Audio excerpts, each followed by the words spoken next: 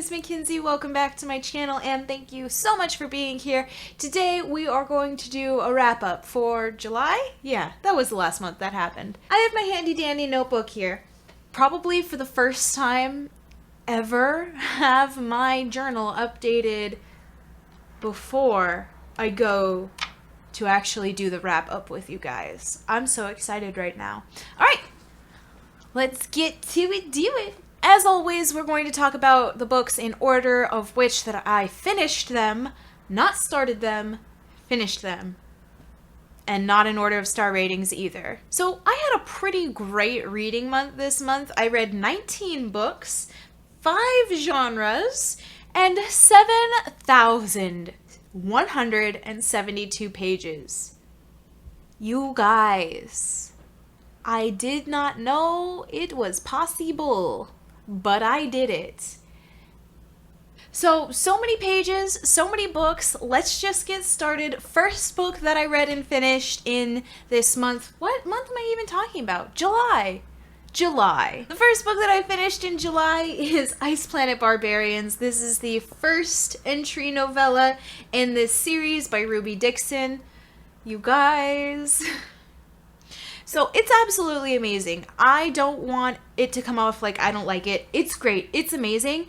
Be aware that the first 20 pages are not fun. They're not fun. They're not cute. It's full of sexual assault.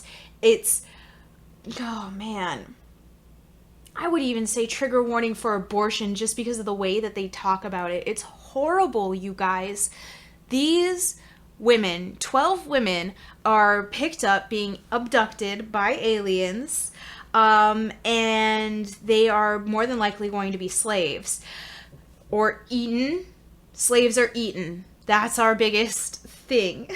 And the aliens who abducted them end up dropping them off at this ice planet. They can't hold the weight. So they drop these girls off, and one of them assumes a leadership position and tries to help the girls kind of find survival. First, she goes out and she tries to figure out, you know, find food, find help. She meets this barbarian. And like, you guys, so good. A little bit of dubious consent, but the guy is such a cinnamon roll, it never feels like the girl is in danger. Also, there was a lot more world building than I expected at all, and it was kind of amazing to me. Like, it amazed me that it was there in that depth at all. And like, thinking about these humans being stranded in this alien planet, like, I think it's Zap Brannigan from Futurama who is like, isn't that what man first dreamed of when he looked up at the stars, is to have sex with alien women? And Ruby Dixon just out here giving it to the girls. So obviously I had to follow it up with Barbarian Alien, which is the second installment in the Planet Barbarians series. So each installment follows another girl with their respective alien mate. So this one was a little bit more dark romance. Consent was there. Consent was definitely there, but I feel like that was the only thing that was there. So the main girl is forced to take on a symbiote, which will allow her to live on this like frozen wasteland of a planet. And all of the girls, like, they agreed to do that at the beginning, in the first book. And then in the second book, when she's about to take it, she gets nervous and doesn't want to take it anymore. And the guy who is mated to her forces her to take it and then kidnaps her, away from the rest of the group for like a month and a half.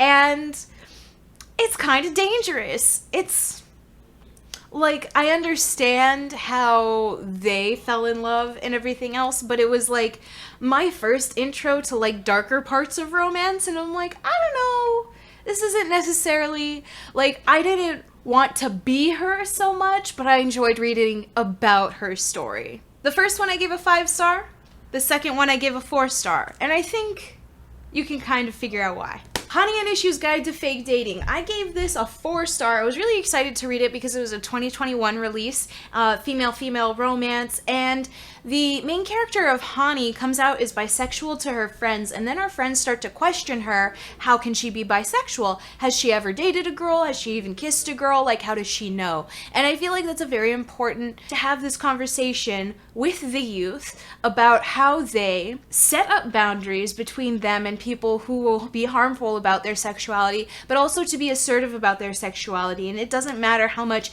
experimenting or around the block you are, you know what you feel and who you're attracted to. And I think it was an important conversation to have and to be having, especially with the youth, especially now that the youth has so much more opportunity to come out in a general sense. More than that, I also enjoyed the fact that we were just thrown so deeply into Hani and Issue's culture. Like, it wasn't watered down at all. I freaking loved it. It was so beautiful and rich and vivid, and yes, like, I'm sure people more of that culture will take much more from it, and it'll be greater, but I also enjoy that it wasn't written for audiences not of that culture. It was more so written for people of that culture to enjoy, and it wasn't like watered down or explained too much. It was really beautiful, and I freaking loved it. There was also this extremely layered family dynamic in Issue's family, where her parents were very, like, expected so much success, and Issue and her sister don't get along because of sibling rivalry that's been pushed, and, like, it was so perfectly layered, and I'm loving how a lot of these YA contemporaries that I'm reading are layering in these strong and hard family dynamics that these teens are having to juggle amongst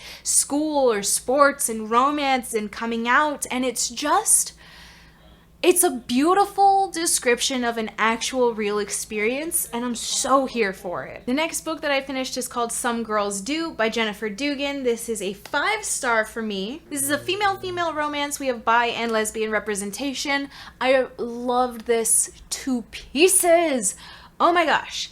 Both of the girls were so relatable in such different ways. So we have Morgan, who was super out and proud and loud and an athlete and really just struggling to be proud and strong about who she is while everyone's just bullying her and putting her down. And then we also have Ruby, who literally is dedicating her entire life to her mother because her mother blames her for taking away her youth. And that goes so far as for Ruby to deny her own sexuality. And oh my gosh, the hard-hitting family dynamics and conversations, and I just love it. It's amazing. It's beautiful. Ruby also does beauty pageants, and she doesn't like them, and she only does them for her mom, and I love the way that both of these girls were able to help each other find strength in their lives to be the best versions of themselves. And, like, you guys, oh my god, whew, so good.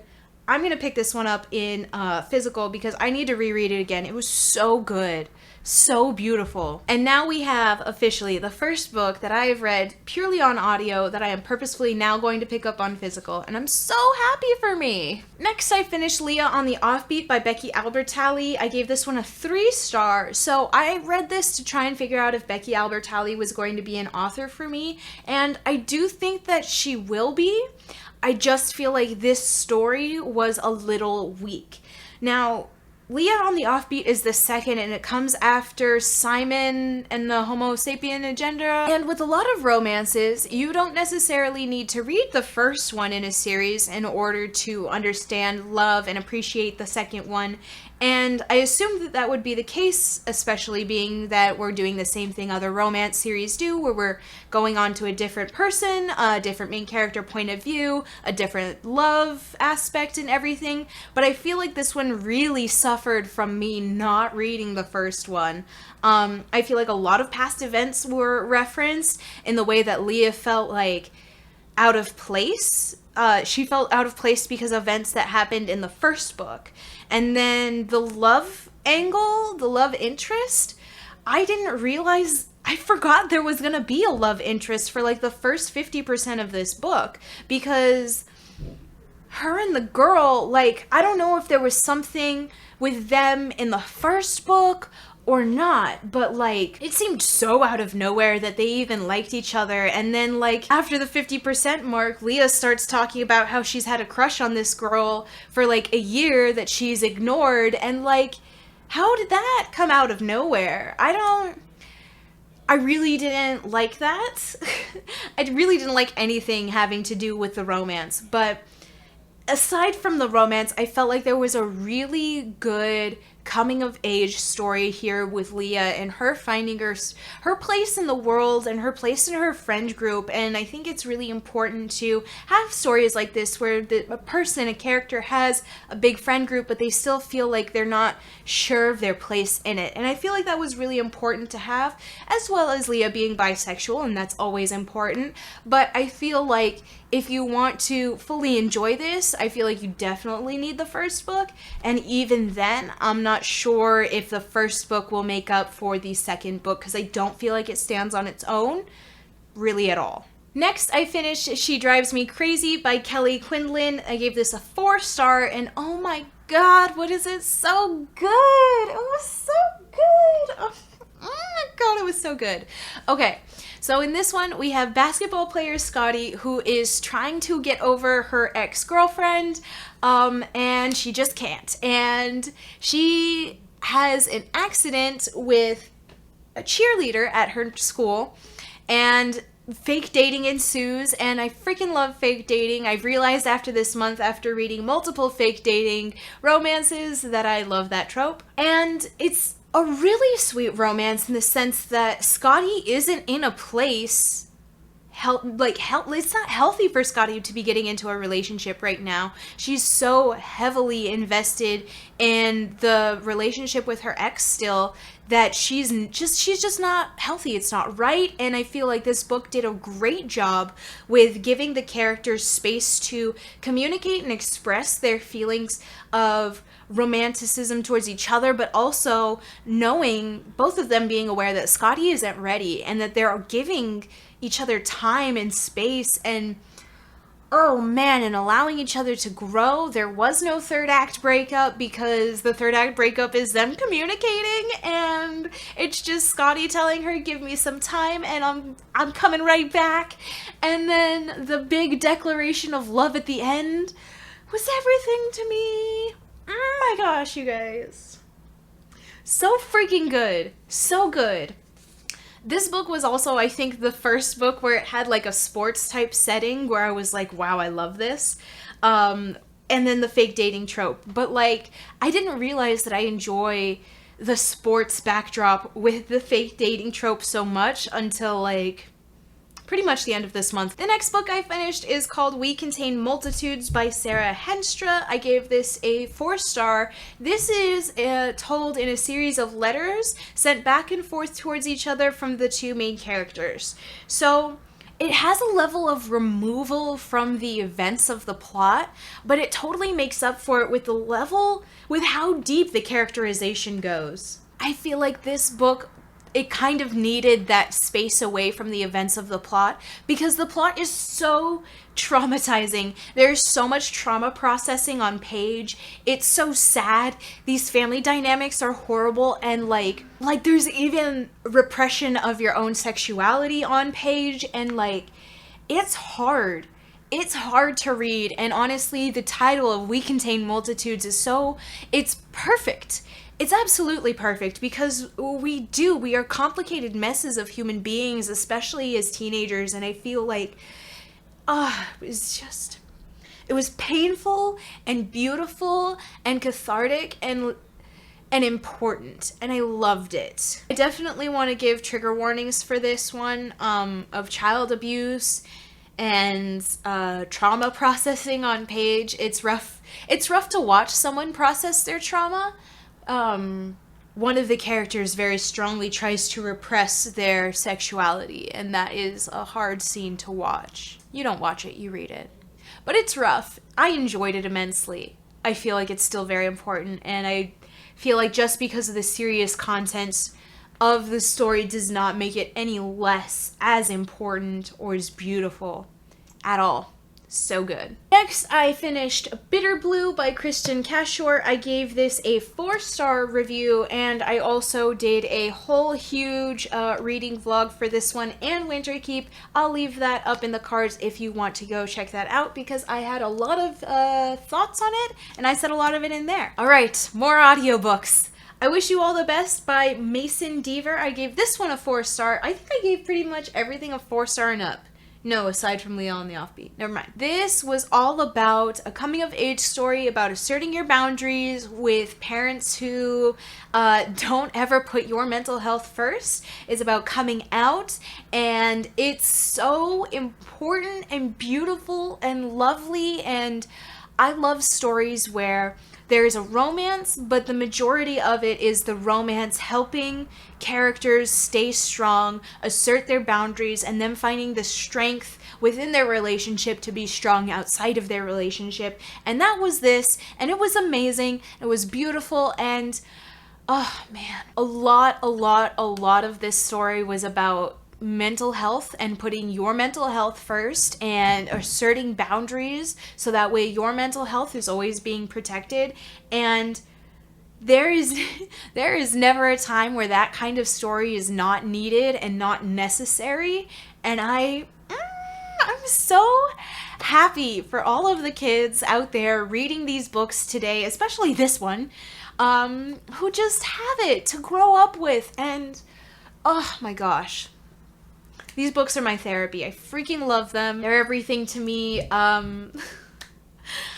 Next, I read Hot Dog Girl by Jennifer Dugan. I'm pretty sure Jennifer Dugan is one of my new favorite authors. I give this one a 4-star. This was very interesting because it was the first one I read in a while where it was a single point of view, and I wasn't sure of the love interest until about like 30% in, when the fake dating trope entered, and I was like, oh wait, what? It was so awesome watching this character be pined after, and then also seeing this character feel so disconnected from her peers, feeling like the only one who has flaws and isn't perfectly beautiful as a teenager and makes mistakes and is deserving of love. It was so beautiful and gorgeous and sweet, and this book made me realize that I love the fake dating trope. And like, as soon as fake dating came on, and I was like, oh my god, really? Yes, I'm so excited, because a lot of these YA contemporaries I pick up not knowing too much of the premise, and I just want to see, and it was great. It was amazing. Oh man, I loved it. I loved all of them. But cool for the summer. I think this is another one that I'm going to have to pick up on physical. This one follows Laura, who... so great. It's told in a dual timeline, both from Laura's perspective. One where she's starting her senior year of school, it's the first of school, and then back at the beginning of summer. And they kind of keep going, and so you get like double the buildup, and oh man, it's so good. So over summer, Laura had a summer fling with this girl, but she didn't realize that she didn't realize that she is bisexual before summer. And when she comes back to school, she tries to go back to her normal life, where she has been trying to get this football player Chase to notice her forever. And it turns out the girl that she had a fling with over summer is at her school now. And it's so... oh my god, it's so good. There's so much angst. Because as an adult, I know why the girl is there at her school. I know why. And as a reader, I know why there's not another point of view. But it's so good to watch it. It's so good to read it. It's so kind of sad for Laura, because you see that she had a very like steadfast plan of what she wanted, and she made it happen, but wasn't happy. And I love the kind of conversation about just kind of going with the flow of life. Is okay to realize that, you know, you change over time, and you don't necessarily realize that you're bisexual, or you don't realize that you like these certain things, or you don't realize that your plan has changed. And it's just so good. It's so good. The Gravity of Us by Phil Stamper was also really good. I gave this one a 4 stars. So we have these two kids, Cal and Lucas, and their parents are going to be astronauts, or they're trying to be astronauts in NASA. I really enjoyed that kind of backdrop. There was a lot about teenagers being involved with science and politics and being aware that news outlets have the capacity to be amoral, but also just delivering fake news and drama that's not important. And I really enjoyed that. There was that aspect that was really great, and then there was also the other aspect of Lucas having such intense depression that he just really couldn't be there in their relationship just yet, and it was really great and sweet, and I enjoyed looking at depression from the outside point of view, because that outside point of view loved that person, and it was really sweet to kind of see that point of view, because it's not one I have. But it was still really nice to see someone love someone else with all of those things. Not despite all of those things, but with all of those things. And I really enjoyed it. I thought it was really sweet. Really. Verona Comics by Jessica Dugan. 4 stars. It is a Romeo and Juliet retelling, if you couldn't tell. Set in this like comic world backdrop, and that was everything to me. But also, there was a huge conversation on codependency and depression and how to manage codependency while still having a strong support system. And it was so important. I loved that the representation of the mental health was on the guy. I loved how his thoughts felt so genuine. There's a line in the book where he says, growing up with narcissistic parents, when you're already prone to having mental disorders, makes for a really bad time. And it does. It was a very relatable thing that was happening, where you just want your parents to love you and for once to care and give a shit what you're doing without the underlying thought of how it looks on them or how they can use it to their advantage, to just enjoy who you are as a person. And I love it. I enjoy it. I want this to be taught alongside with Shakespeare when they do the Romeo and Juliet unit. It's so good. And the ending is great because they totally do a Romeo and Juliet thing, and they don't die, but they totally allow there to be a better, more healthy ending and relationship that blossoms out of this, rather than just death and destruction and the offhand comment that young love is stupid, because it's not. It's still important, and you still get strength from it, and you still grow from it.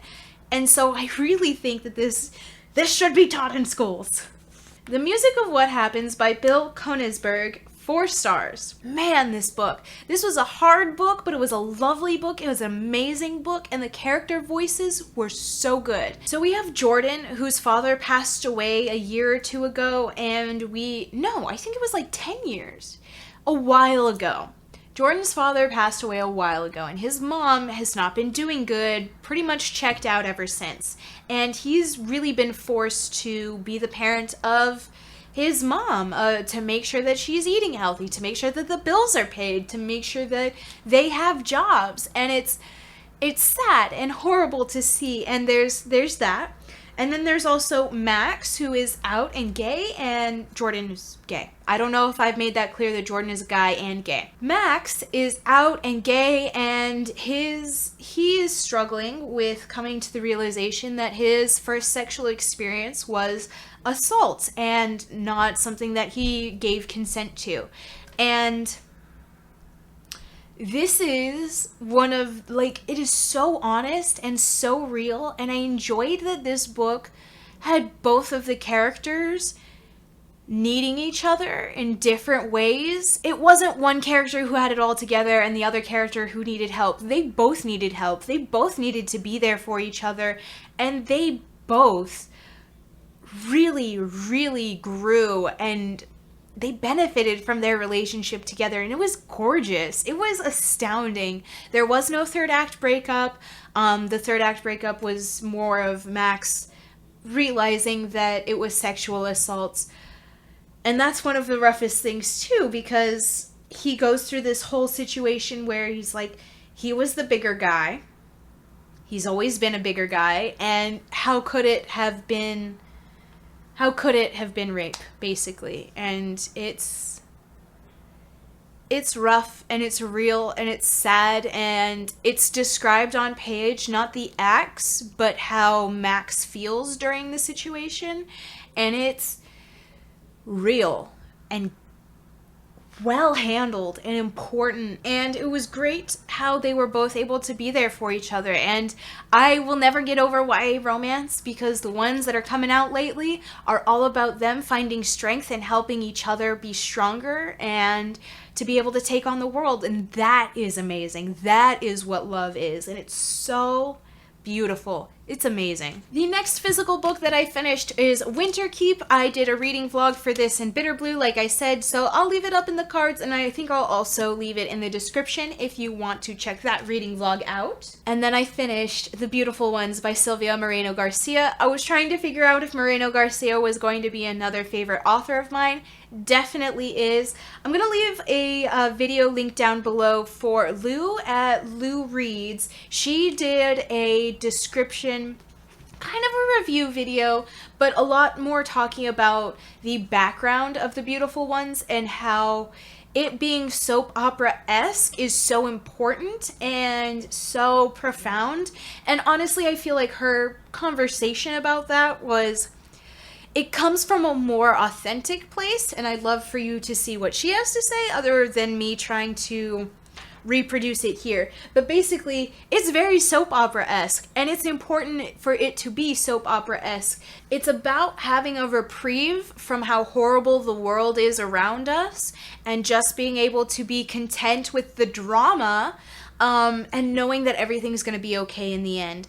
I feel like this was a soft Gatsby retelling, and I know that this came out before Gatsby came into public domain, but I feel like it was pretty much a Gatsby retelling, low-key, and it's amazing and everything to me, and I love it. We have Miss Nina, magical realism thrown into this kind of like 1920s-esque fake world, but it seems real. We have a ball season. Nina's trying to find a husband, and then we have the Gatsby character who comes in and tries to get with Nina, but actually they like the Daisy character. And man, oh man, is it everything to me. The love story is gorgeous. The writing is amazing. I can't get over how beautiful it is, how much I love it, how much I'm probably gonna reread this in a month or two. And the main bad guy in this is so... You love to hate her. You love to hate her because she's an awful woman, and knowing why she's an awful woman doesn't excuse her from being awful, and it doesn't make you want to hate her less. It's great. It's, you know exactly where to put your emotions, and it's beautiful. I don't mind being emotionally manipulated like that. It was very well done. I'm losing my voice. 2 more audiobooks to talk about and 1 more physical book. Late to the Party by Kelly Quinlan. I picked this up because She Drives Me Crazy was so amazing. I wanted to see what this had to offer, and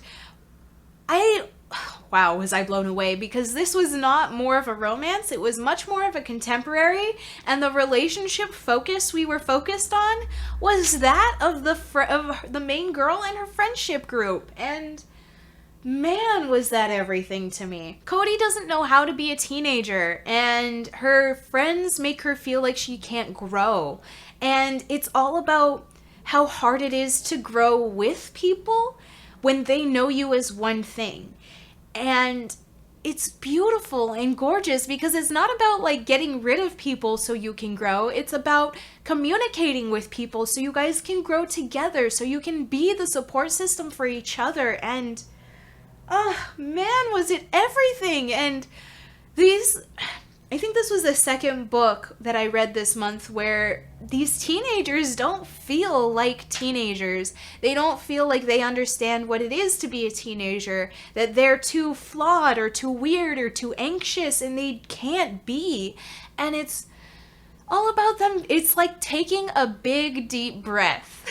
It's so good and relaxing and sweet and kind and lovely. And of course there was a romance, but it was gorgeous and beautiful and amazing. And I loved it. And I love these books that are also focused more on the friendship groups.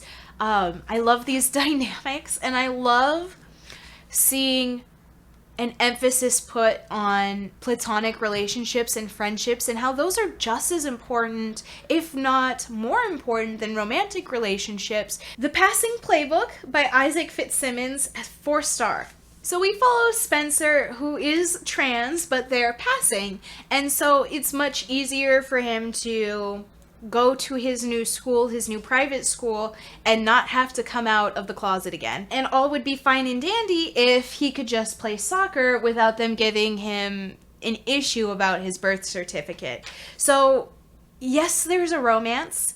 Yes, it's important, but I feel like there's so much more of a conversation about trans rights in the athletic field and world than it is about the romance. It's so important. I feel like this book was 50% romance and dealing with hard backgrounds that your partner might come from, and 50% trans rights. I mean, as it should be, but it was really like a very equal balance and very important in both aspects. There's a lot of conversation about adding gender neutral bathrooms and being able to buy same-sex couples tickets for dances. And then there's a lot of conversation on the romantic end.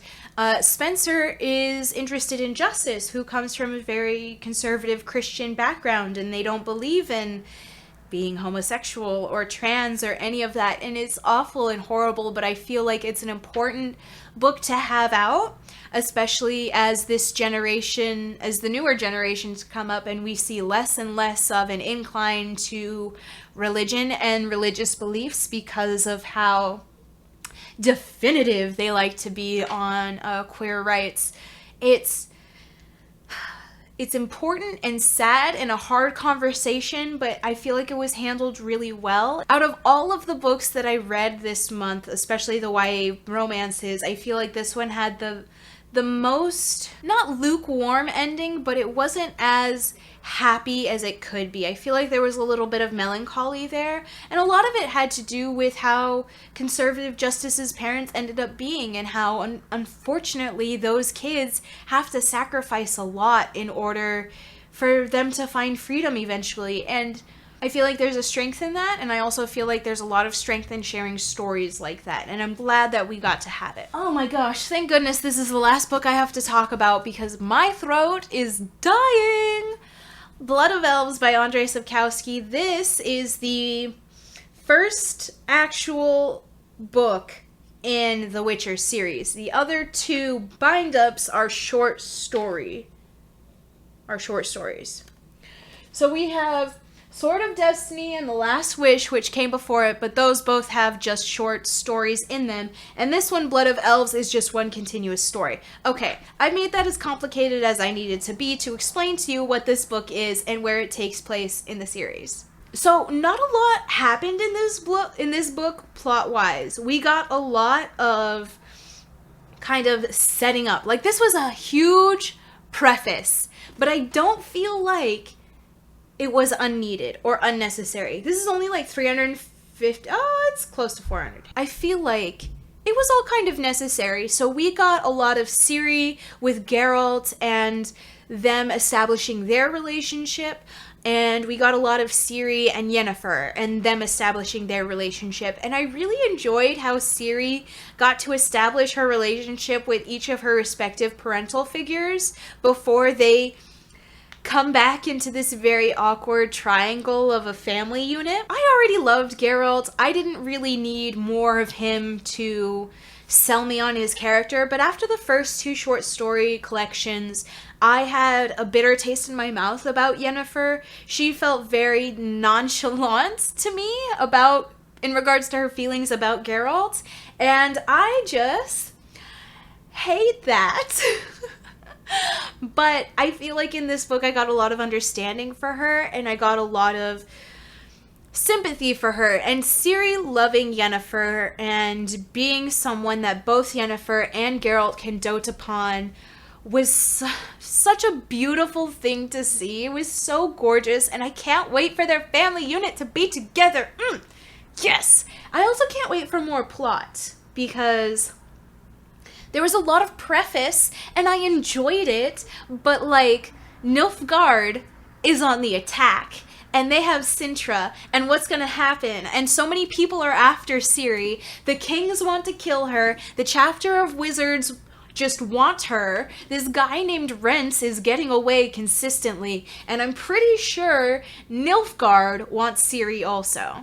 So it's time to, make her a little bit more powerful. She's 13 at the end of this book, so I don't know how much more powerful she can get at this age. I can't wait to see where this goes. I'm so excited. You guys, I finished. There they are. All the books that I read this month. I did it. I'm so tired. I feel like I've been talking for an hour, and I think my raw footage is an hour, so it's time to say goodbye to you guys. I hope you enjoyed this wrap up. I hope you have a good rest of your day, and I hope to see you in the next one. Bye!